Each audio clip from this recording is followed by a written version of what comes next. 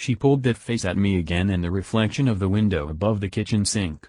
It was 6:17 p.m. and we had just eaten dinner. It was dark. Mom was washing the dishes with her back turned to me. Her reflection glowed against the darkness of the outside. Her lips were rolled back to reveal gum and teeth. Her jaw muscles rippled under wrinkled skin. The corners of her mouth yanked upwards to form a snarling smile. Her eyes bulged from their sockets as if ready to burst. "Mom, please stop. You're scaring me," I said. She turned around, her face exasperated but otherwise back to normal, her lips downturned and her tired blue eyes gazing at me with the usual mix of confusion and sadness. She thinks I'm acting out because of the divorce, as if I'm too young to understand when two people have grown to hate each other. At least I'll be able to sleep without hearing their shouts. I told Mom that I think she's having a breakdown because of the divorce. We bickered. I grabbed my laptop and stormed off towards my room. She went back to scrubbing the burnt scum off a frying pan. For a moment, I thought she was crying, but the smile and the window told me otherwise. I first noticed the face at 9:08 a.m. We were in a car on the way to swimming lessons when I realized that I'd forgotten my cap. It's a cardinal sin to forget your gear, especially when your mom is the instructor. Her bulbous eyes glared at me through the rearview mirror as she told me what a useless little girl I was. There was nothing funny about what she said, so I couldn't understand why she was pulling that twisted smile at me. At 9:23 a.m., her hand was locked around my wrist as she dragged me through the empty promenade of the Oakville Mall. She had this curt power walk that sent clicking sounds echoing around the shuttered stores. I think she learned it from one of her DVDs that came through the mail, the ones with smiling men in bad tan and cheap suits on the cover. They had titles like Be the Boss and Follow Your Power. Eventually, the sporty wear sign swerved into view. It was the only place that still seemed open. Mom didn't want to risk being recognized at a discount store. As if the teenager behind the counter or the fat demented old lady wandering the aisles would know who she was. Like anyone would know who she was, I thought as she sent me inside with a few bucks. The white fluorescent lights immediately gave me a headache and the stench of synthetic fabric made my mouth taste funny. I squeezed my way down the overstuffed aisles to the back of the store, where the swim caps hung pathetically on hooks. Mom says my head is considered oversized in the swimming world, so I had to make sure they fit. I liked the green one, but it squeezed at my temples, making my head ache worse. No good. The only one that looked big enough was blue. I hate blue, but it slipped on easy enough. I stood in front of the mirror to see how ridiculous I looked. That's when I saw the face again. Have you ever seen those nature documentaries where the apes fight each other to death? Do you notice how they're always smiling? That's all I could think of as the face paced outside the shop, watching me with an ugly grin. "Get the pink one so you're matching," it said. I turned around and there was my miserable mother again. She tapped her wrist at me before dramatically throwing her hands up in the air. When I turned back to the mirror, she was smiling again. I could hear her teeth grind as I reached for the pink cap. Diving is one of the most important parts of being a champion swimmer, my mom would always say. She knew this because she got silver in the 1998 World Championships. Gold in national. Her coach reckoned she had a solid chance at getting into the Olympic squad. Then her belly got too big. Turns out the first time she had sex for the first time a few months beforehand. She and Dad didn't wear protection.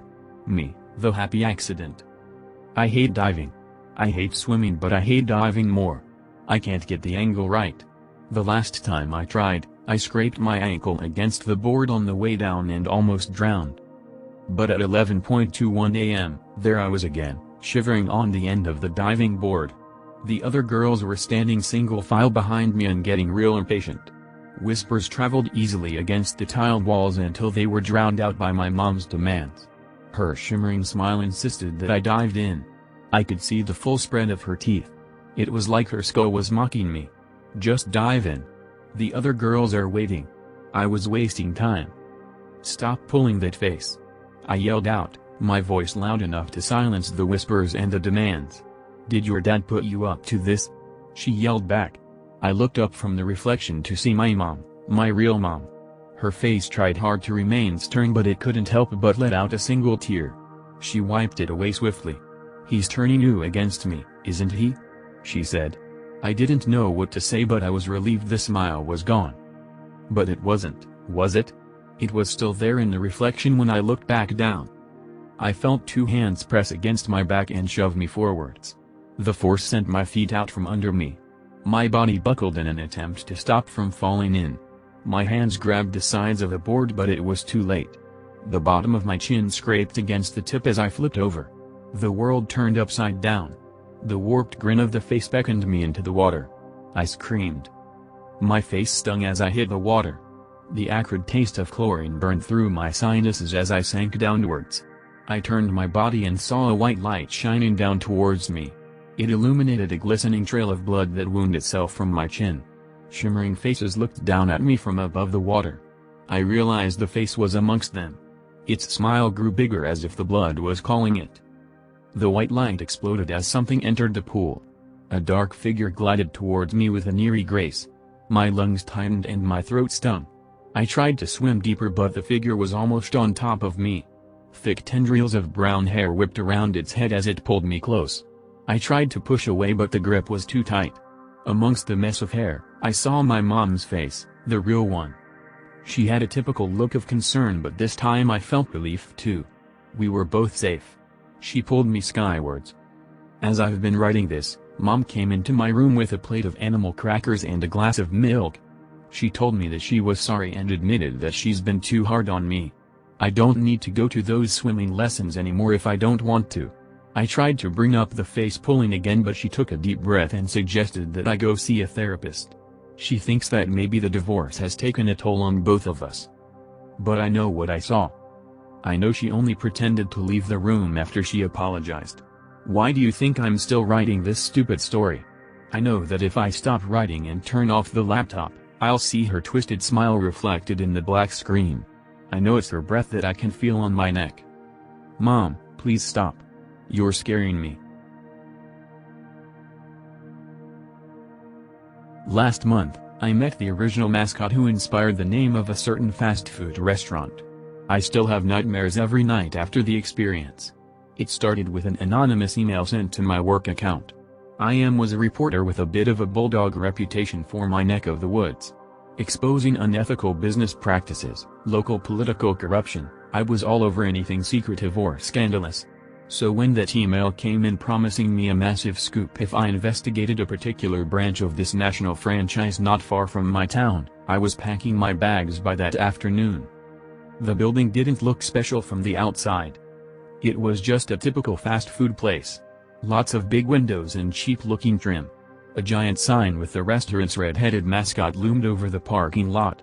According to the anonymous email, the real story was hidden in the sub-basement. I decided to go inside to grab a meal and scope out the location.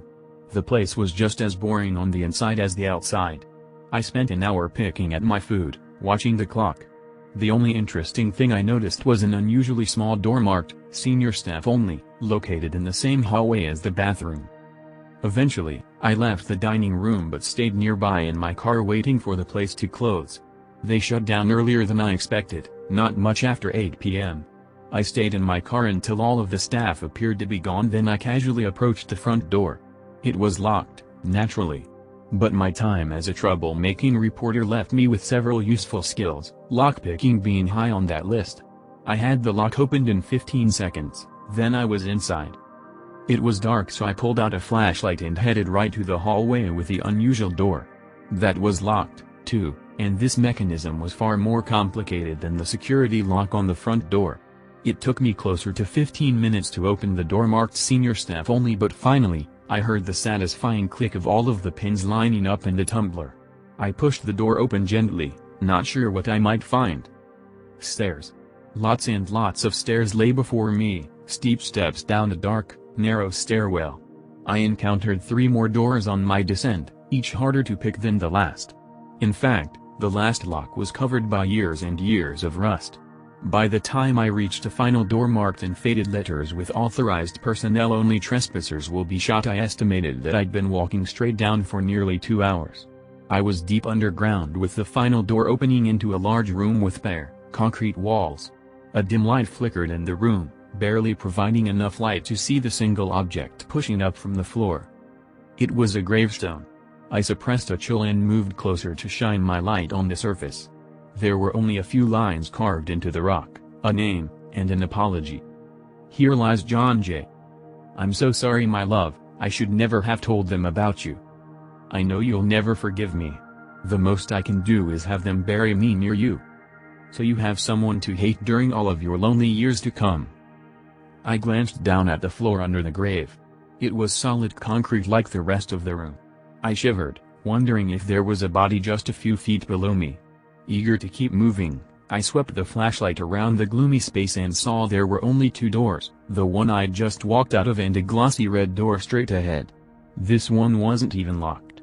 It opened into a wide, cozy hall. It was still all concrete, but there was a red rug on the floor and all kinds of paintings and knickknacks hung on the wall. I saw photos of other, older Wendy's, paintings of old men smoking cigars around a table, and several unnerving drawings of what looked like a teenage girl with bright red hair tied to a stake surrounded by fire. I tried not to look at the drawings for too long. They became progressively darker, more violent, the red ink looking less and less like actual ink. Some of the paintings were quite old. I found out later that the company that owned the chain has existed in one form or another since 1884. They'd sold everything from cigars to propane to, of course, food over the past 140 years. The hallway ended in another door, this one large and metal. I approached slowly. Even through the thick iron, I could hear the sound of muted sobbing on the other side of the door. Not sure what else to do, I defaulted to basics and knocked. The crying stopped immediately. I noticed there was a thin slot at eye level on the door. I was able to slide it over, revealing a tiny gap full of slim iron bars. Before I could bring my flashlight to the opening to look inside, a pair of bloodshot green eyes shot up to fill the slot. "John?" a girl's voice asked. There was an accent, maybe Irish or English. No, sorry, no." Are you a prisoner here?" I asked. The eyes squinted. "It's so bright out there. It hurts a little." I could tell that the cell behind the face was pitch black. The only light came from the hallway around me. My mind buzzed with this development. I could see the headlines now, local restaurant caught in human trafficking, or maybe this was the work of a renegade employee, a serial killer or... "Did you bring me anything to eat?" the girl asked. "No, I'm sorry, I didn't think there would be." "Stick your hand through the slot," the girl commanded, eyes wild. "Just a finger or two would be enough. I'm so hungry." I took a step back. "Why are you locked up?" "John traded me," that awful, pathetic excuse for a man. "He traded me away for a sack of money even after he promised me that he'd protect me when he brought me to America from the old country. But when he found out what I was, what I could do, he was quick enough to turn on me and to sell me to those men with their suits and their smoke." I couldn't decide if I was talking to a woman driven mad by captivity or something different, something older. I thought of the girl with the red hair in the drawings hung in the hall. Sure enough, when the eyes pulled back for a moment, I caught a flash of scarlet when the girl turned away from the door and retreated to the dark. I started to shine my flashlight into the cell but stopped when she growled. "Who are you?" I asked. "A girl who made a mistake. Who trusted someone a long time ago." "Why do they keep you here?" The girl spat in the darkness. "My suffering is special. It provides luck for those who keep me. Good fortune. Good business. So they locked me in this cage years and years and years ago, and maybe they've forgotten me. But my pain still brings them their luck, so why should they care? I wish I could die." I was scared of the woman with the green eyes and the red hair. She felt dangerous. But she was also clearly a prisoner in agony. "If I let you out, will you promise not to hurt me?" I asked. Silence. "Yes," she replied after a moment. "I promise." I went to work on the lock. This one took the longest of all, an hour of chipping at rust and trying to force pins up that were frozen by decades of grime. Finally, I heard that signature click. Before I could reach for the handle, the girl slammed into it from the other side. The door flew open at the same time that I hit the wall. All of the lights around us went out. I didn't see the girl move, only felt the wind rip past me. Nothing alive should be that fast. I sensed her standing over me in the dark. Her breath smelled like stone and rain. After a moment, it seemed like she came to a decision. "I keep my promises," the girl whispered. "Lucky little man." The wind came again and I knew she was gone. It took a long time for me to find my way to the first door with only the light from my phone. Before I left, I checked the inside of the cell. There were deep scratches in the metal of the walls and the other side of the door. Too deep for any human or animal I'd ever seen. Well, maybe a bear. When I finally climbed back all of the stairs and emerged into the restaurant, there was no sign of the girl. So I did the only thing I could do. I left. I put the matter out of mind as best I could but kept an eye on local news for the area. Just as I guessed, the murders began immediately. Gruesome accounts, bodies torn to rags, backs broken and bellies slit so they spilled out on the ground. I let something hungry and hurting out into the world. I'm so sorry, she's going to kill a lot of people and she's going to eat her fill. But could you have left her there? In a cage? In the darkness? www.reddit.com web link. Alone? www.reddit.com web link.